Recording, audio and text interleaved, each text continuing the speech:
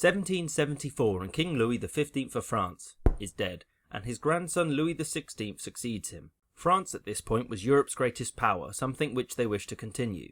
Keeping this position from other European powers was costly and led to a series of expensive wars which essentially bankrupted France. At the top of the French government sat the king, the clergy and the nobles, who together are known as the Ancien Regime. The Ancien Regime mostly didn't pay taxes, which meant financing France's position fell to everyone else, mostly the poor. This period also saw the height of the Enlightenment. Prominent French political philosophers such as Montesquieu, Rousseau and Voltaire were challenging the political status quo. One major aspect of this was the king's divine right to rule, which meant that the king was king because that was what God wanted, so therefore shut up and do what he says. Ideas that challenged divine right to rule came from Britain with its constitutional monarchy and from the newly formed United States, who had decided that kings really weren't that necessary. France's aid to the American Revolution had secured independence for the colonies and had struck a blow against France's great rival. This, however, was not a cheap blow and threw France into even greater economic hardship. Louis appointed a series of finance ministers to fix the country's tax woes, but all failed simply because they couldn't get the clergy or the nobility to pay taxes.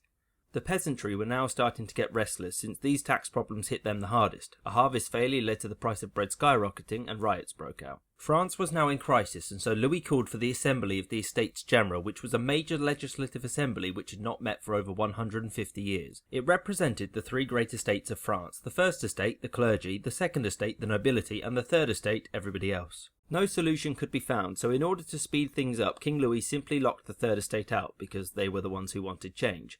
The third estate then gathered in a nearby tennis court where they swore to continue meeting until a new constitution was established. Unsurprisingly, King Louis opposed all of this, but the people were much more supportive and formed the National Guard to protect the third estate, now called the National Assembly, against violent retaliation. To do so, they famously stormed the Bastille to free prisoners, but mostly to get guns. The National Assembly, now called the National Constituent Assembly, issued the Declaration of the Rights of Man and Citizen, which established the rights of the French people. What makes this so important is that these rights came from the people, not from the king or God.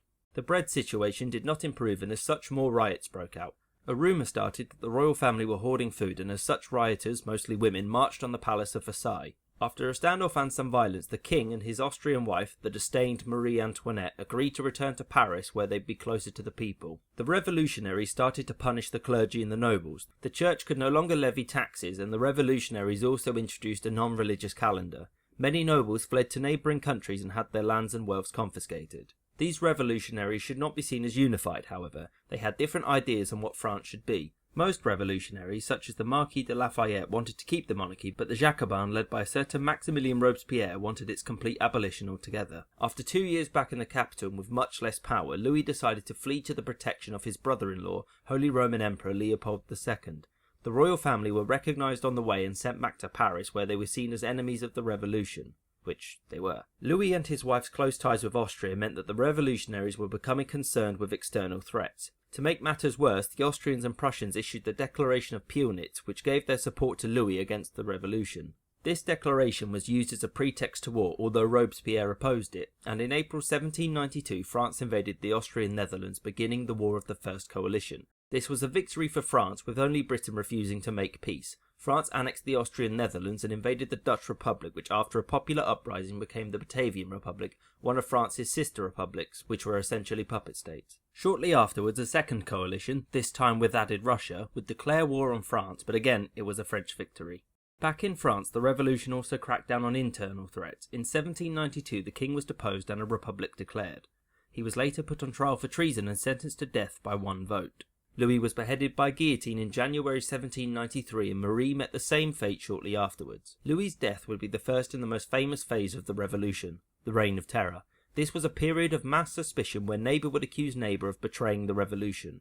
Not seeming supportive enough was enough to have you arrested. The period also saw the execution of over 40,000 people, many by guillotine. Power at this point rested with the Committee for Public Safety, which was led by Robespierre. The terror became more and more paranoid until Robespierre himself was arrested and executed, but not before being shot in the face. After the fall of Robespierre, there was a period of stability when a new government, the Directory, was formed. This would last for 5 years before it was overthrown by a famous general, Napoleon Bonaparte, who was subsequently declared First Consul of France. Napoleon had risen to prominence due to his successful military career. He first defeated the British at Toulon before leading a successful invasion of Italy. He was not always successful though, as demonstrated by his 1798 invasion of Egypt, which was rebelling against rule by the Ottoman Empire. Napoleon wanted Egypt to act as a launch pad for invading British colonies in Asia, but harassment by Ottoman and British forces meant that he had to return home, achieving nothing. After his coup, Napoleon oversaw a series of domestic reforms. One of the greatest changes to the government was that the bureaucrats and military officers were now promoted based on merit, not birth. To ensure the loyalty of those promoted, Napoleon created the National Order of the Legion of Honor, which people were admitted into based upon good service. He also sought to undo some of the harm done to the church by the revolution by restoring some power to it, but ultimately it answered to him. Some of Napoleon's most important changes were to the military. The French army was composed of conscripts who were gathered using France's efficient bureaucracy.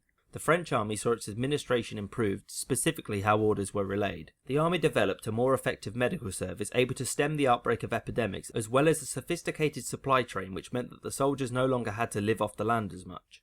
In 1804, Napoleon was declared the Emperor of the French, formally ending the First French Republic and beginning the First French Empire. The next year he had himself crowned the King of Italy, which would act as a catalyst for another coalition against France.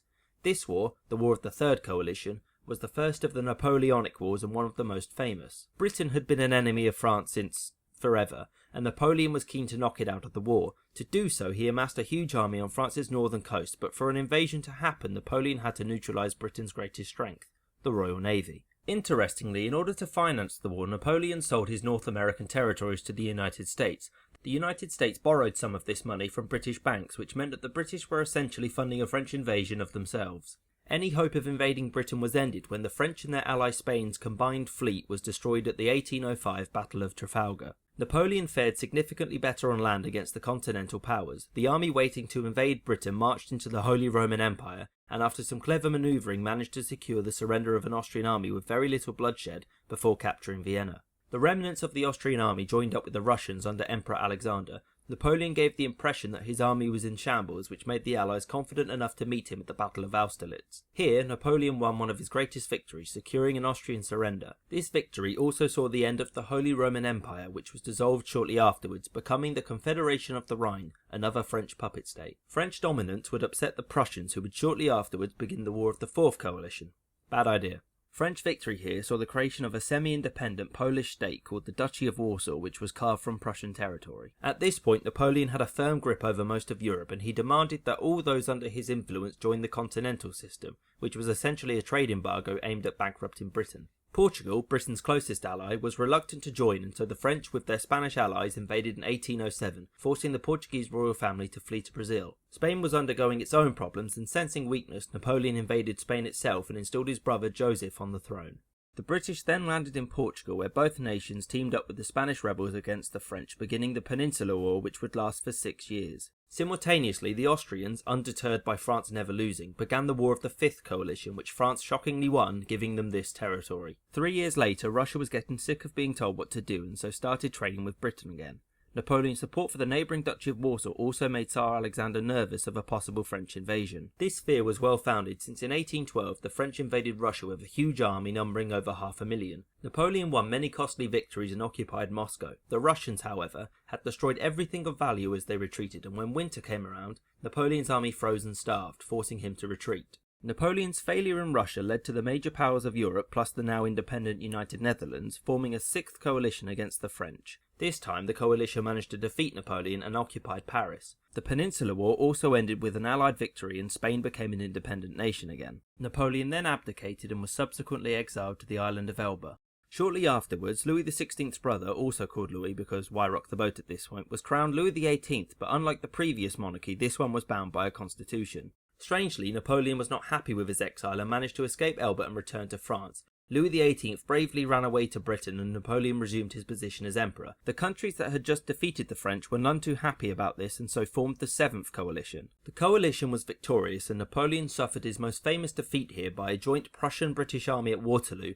and shortly afterwards was exiled to St. Helena, off the coast of Africa, where he remained until his death in 1821. Afterwards, the main powers of Europe established the Act of Vienna, which removed France's conquest and tried to establish a balance of power in Europe. The idea was to prevent a single nation from becoming too powerful and to prevent future wars, which went swimmingly. The legacy of the French Revolution was a fundamentally different France whose republican ideals would never go away. It made Napoleon's rise to power and the subsequent wars possible, which saw France rise to its highest heights, but its downfall would leave Britain almost unchallenged for the next 100 years.